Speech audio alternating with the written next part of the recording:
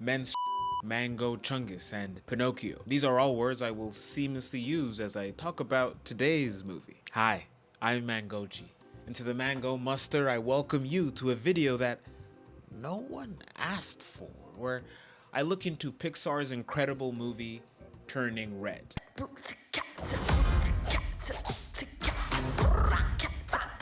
There's gonna be light spoilers ahead, so here's the spoiler warning. Turning Red is a coming-of-age movie about Mei Lin, a 13-year-old Chinese Canadian who lives with her dad and her very strict mom in Toronto, Canada. Pixar making a movie about a third culture kid?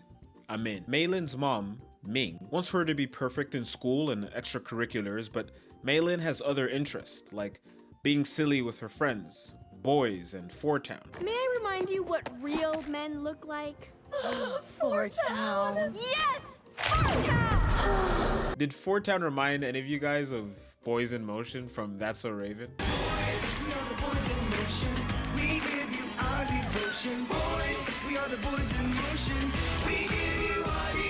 One day, Mei Lin started to draw pictures of her crush, which is a completely normal thing to do. Just look at some of these sketches I have of my crush. It's a completely normal thing. What isn't normal is taking my drawings to the gas station to show my crush.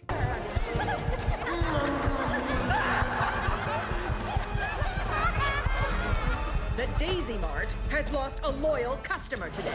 Which is exactly what Mei Lin's mom did. She gets made fun of by everyone, especially that Tyler. He really leaned into the teasing. I don't like Tyler. He joins my wall of hate. Congratulations, Tyler. I really don't like that Tyler bib. I will f***ing crush that f***ing motherfucking Whoa, chill out. Hold some for later.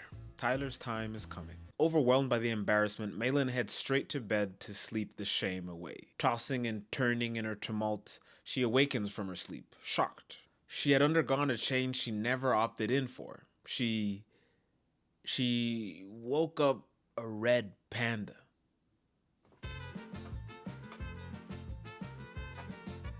And I'm gonna dive into some of the movie's themes, but let me just say off the bat, this movie is worth watching. And unlike Napoleon and women talking, I hope this is a period piece you guys actually watch. A lot of people seem to think the red panda is a metaphor about puberty and menstruation, but that's not true. And can we stop saying menstruation, please? Well, the director said it's about puberty in the accompanying documentary. No, it's not. Nah, she really did. No, she didn't. No, she did. Prove it.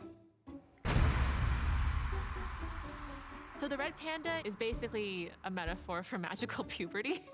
Okay, maybe the red panda is a metaphor for puberty and menstruation. Puberty is weird. I mean, it's super f***ing weird. Liquids and hair start doing numbers they never did before. I remember when hair started growing on my mango chungus. I actually didn't know that this was gonna happen. I hadn't gone a lesson yet that the body was going to change. I actually thought something was wrong with my Columbus chungus and I was ashamed. You start to smell a little stinky. Un poquito funky. You become ashamed of this along with other things. And some of us still carry shame and embarrassment from puberty we had as a teenager into our adulthood. Now that I'm 30, I can look back and say my hormones were absolutely going ballistic during puberty. Sad, horny, happy, embarrassed, all in a second, especially sadness. For me at least, sadness felt different back then. When I got sad during puberty, I was sad. I never got diagnosed, but 13 to 18 was the closest I've been to depressed. And I don't want to paint myself as a sad person back then. I was generally happy, but I was inexplicably more sad back then, and sad and stinky is not good. Some of you know what I'm talking about. Some of you got friends that are sad and their room stinks. That depressive stink is different. Back then, my baseline of sadness plus inexperience and the whiplash from all the changing states left me confused. Puberty is weird, and I'm sure many kids felt like this. I'm just talking about me though, speaking from a boy's perspective. I had no idea what the girls were going through. I had no idea that at night they were changing into red pandas.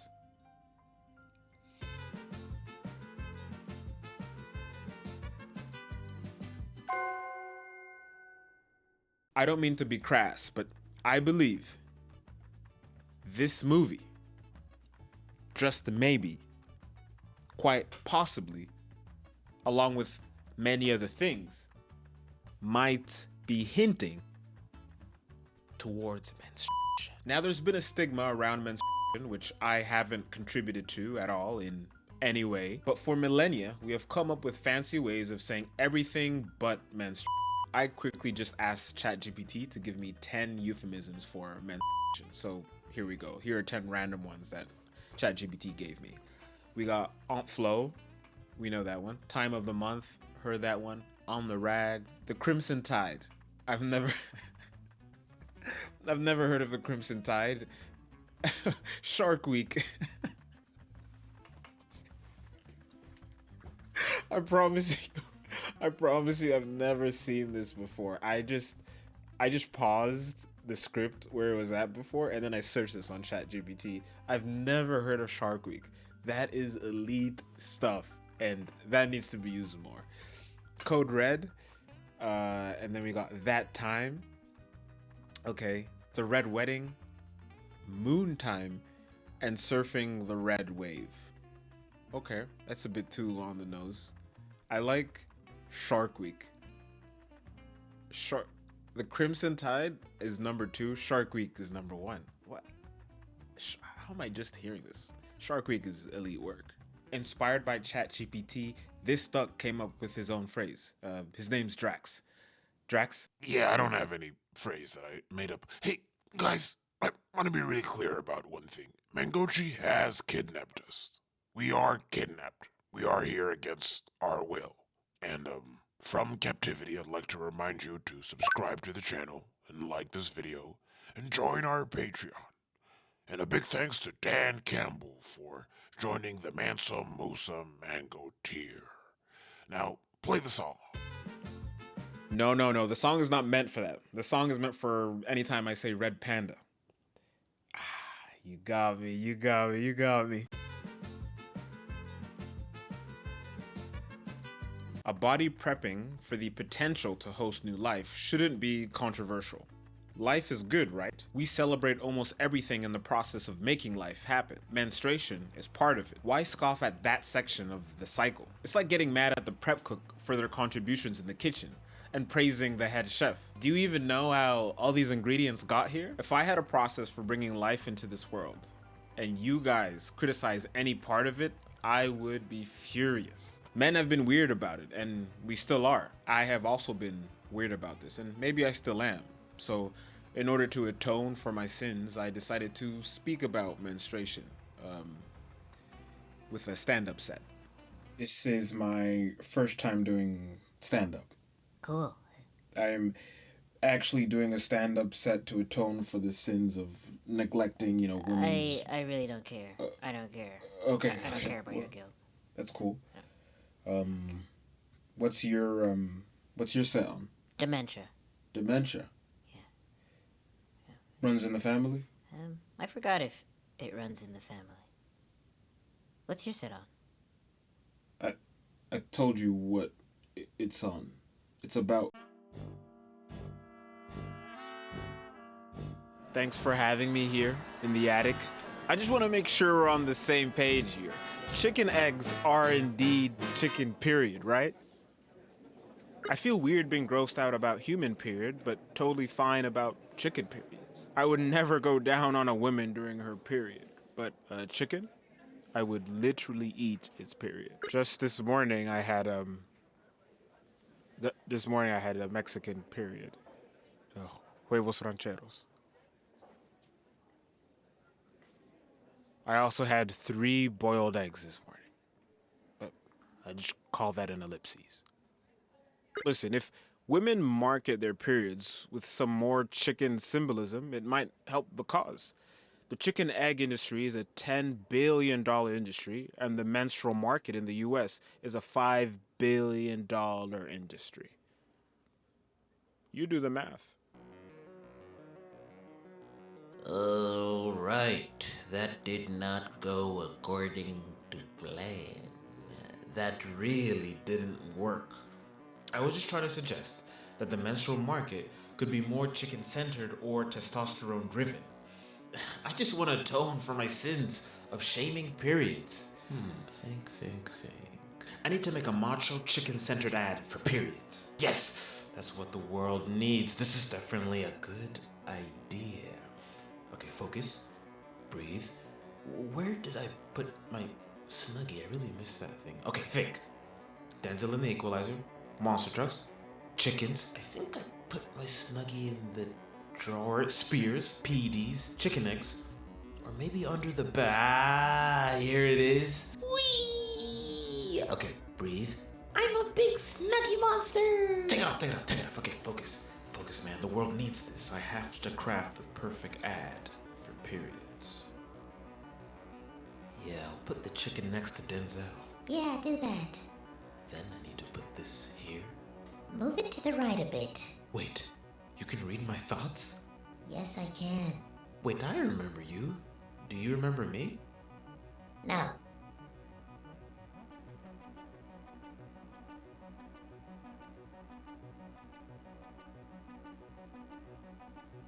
Bakachuku, bakachuku, bakachuku, bakachuku, bakachuku, bakachuku, bakachuku. Bakachuku, bakachuku, bakachuku, bakachuku, bakachuku, bakachuku, bakachuku, bakachuku, bakachuku. Bakachuku, bakachuku, bakachuku, bakachuku, bakachuku, bakachuku. Wait, that's mine. You can't wear that. Oh, yeah? Yeah, take it off. Okay.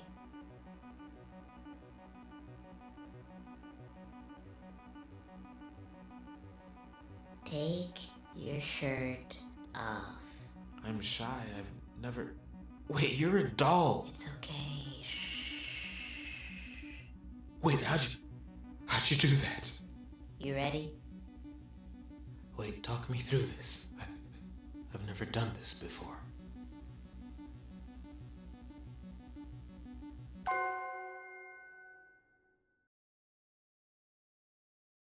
The #1 rule in my family: honor your parents. On top of Mei-Lin trying to understand what her body is doing, she also has to navigate her relationship with her parents. Ming in particular, who is really not looking to listen or compromise with Mei-Lin in any way. Like the classic immigrant story in this country is the parents who immigrate to this country will always be foreign to their children who benefited from it.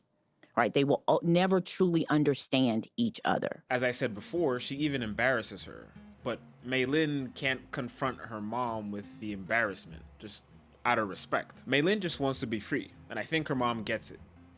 Kinda. But I think Ming thinks, I totally think you can be free, but why not do that within the confines of me? Thank goodness I was here. That degenerate won't come near you again. Now, is there anything else I should know about Mei Mei? Nope. All good. Ming even wants her to be the UN Secretary General. But what about Mei-Lin? What does she want for herself? Two parents. Listen to me carefully. Your kids will resent you if you act like Ming. Don't do this. I mean this next part in the most healthy way, and maybe this is the most controversial thing I've said on my channel, but sometimes you gotta snatch independence from your parents' hands. And if you're watching this and that resonates with you, I hope you have the nuance to guide you towards what that means. But maybe she's slowing you down. Mom, you really don't have to come. Don't be silly. We're already on the way. But I don't want you to! Setting boundaries will hurt them, but it's healthier for both of you in the long run. Trust me. Your inability to confront your overprotective parents can affect your friendships as well. This whole dynamic is tough. It's particularly tough that we don't all get apologies for trauma that was instilled to us from our parents. And this next part is for the kids. Parents are hurting too. They also have unresolved hurt that they realize or don't realize is affecting the way they parent you. Remember, in the case of Mei-Lin and her family, and the case I'm really speaking to the most here, they are also moving from a new culture. There's so much change happening around them too. That being said, they've still hurt you. I've always struggled with this. I'm sure many third culture kids have had the thought of, parents bring you into this world. You didn't ask to be here, but they do a ton for you. So I guess I have to do everything they ask. I mean, I didn't agree to this unspoken deal, but Okay. Complaining is ungrateful, but I can't hang out with my friends at the mall only because you said so. Because deep inside, the reason you don't want me to go is that you're possessive of me. You love me, but you are possessive of me. Your love is tainted with greed, and your inability to release me is damaging me. But complaining about it feels ungrateful. I said this in my third culture kid video, but moving cultures is tough. May's parents have zero experience raising a kid in Canada. Raising a kid in a culture you didn't grow up in is not easy. Raising kids somewhere where you don't have a generational connection is not a normal thing. It's done a lot now, but it's quite an extraordinary thing. And as a result, I think the solutions to deal with moving and coping need to be extraordinary as well. I want to highlight one more thing before we go on. For this part, I'm going to put random B-roll that didn't make the final cut. Don't worry too much about what's on the screen, just listen to these words. I want to highlight Julia Lee's Biting the Hand, where she drops several gems, but I want to highlight two. The first is, we carry survivor's guilt. We remember the struggles of our parents and think, shut up and suck it up. The second is in regards to her daughter, where she says, she is not eternally obligated to obey me. While filial piety can be virtuous, it can also become a trap, keeping subsequent generations in a state of eternal subordination. I recommend that book, and I sincerely hope those words resonated with a couple of you out there. And I really don't know how to transition from this to actually reviewing the movie. So I'm just going to talk about this drawing of Barney that you've seen throughout this video. This is Barney as a cat. He's got cat ears and cat tail, still the anatomy and the roundness of Barney, the thickness of Barney. But it's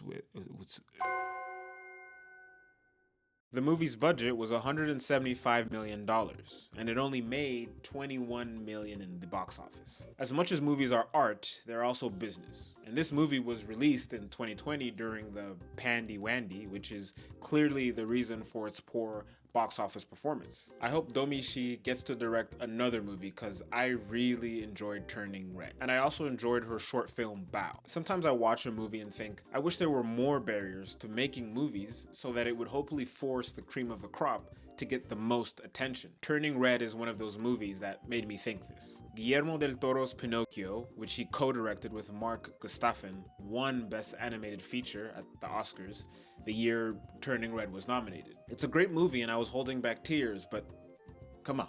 I'm not gonna lie, I don't see how that happened, but maybe I have too much of my own story told in Turning Red in order to be objective about the whole thing. And the Oscars isn't the end-all be-all. Pixar, make a Turning Red 2. It will make you a lot of money, I promise. Unless the creators don't want to. But if you do, let me voice a kid's dad.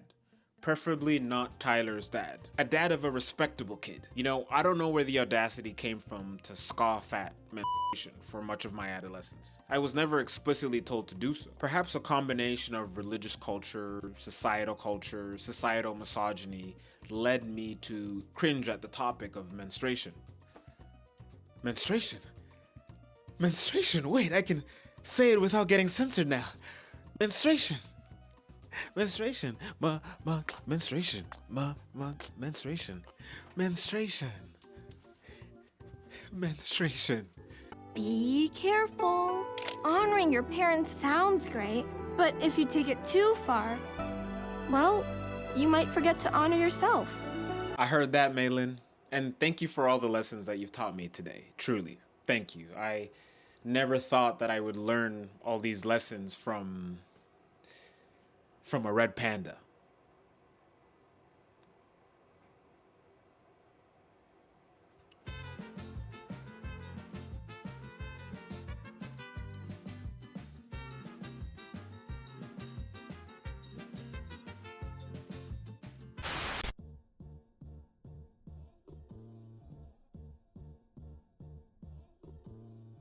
Dear Tyler, I never ever liked you. I think I saw you hanging with your boys on Spadina. Don't make me call the greasy ducks to fly around and fight you. Don't make me call the grandpa from up to goodnight you. pop the balloons and watch the house strike. I got the paw of a panda and the eye of a tiger. Use my claws just to drag you out this four-town cipher. Out charter a jet and request Zeus to smite. Just as my dislike for you from the further I be. This is getting out of hand like some Turkish ice cream. Not for real, I'm a big hater. I really don't like the Trinelli impersonator. Listen up. Chill. It's very obvious you're immature. He's a kid. Blackmailing Maylin isn't too demure. He's 13. I don't care that he's 13 or 4 years old. Simon says little dimwits should do what they're told. Now I'm angrily smoking a cigarette on a stool. This is not a shadow, it's a silhouette of a ghoul. I'm in a rat in a school. What that mean, Mango? Means I'm religious with my studies. Please get Tyler away.